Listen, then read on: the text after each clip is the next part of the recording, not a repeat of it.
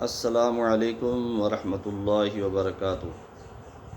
سامعین ناظرین، آج میں اس ویڈیو میں آپ کو حارث نام کا معنی بتاؤں گا اور یہ بتاؤں گا کہ یہ نام رکھنا چاہیے یا نہیں رکھنا چاہیے۔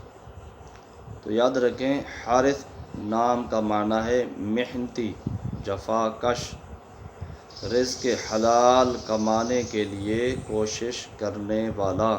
یہ ہے حارث نام کا معنی۔ اور رسول اللہ صلی اللہ علیہ وآلہ وسلم نے حارث نام کو سچے ناموں میں شمار کیا ہے، لہٰذا اس سے پتہ چلتا ہے کہ یہ نام رکھنا جائز ہے، بلکہ بہتر ہے۔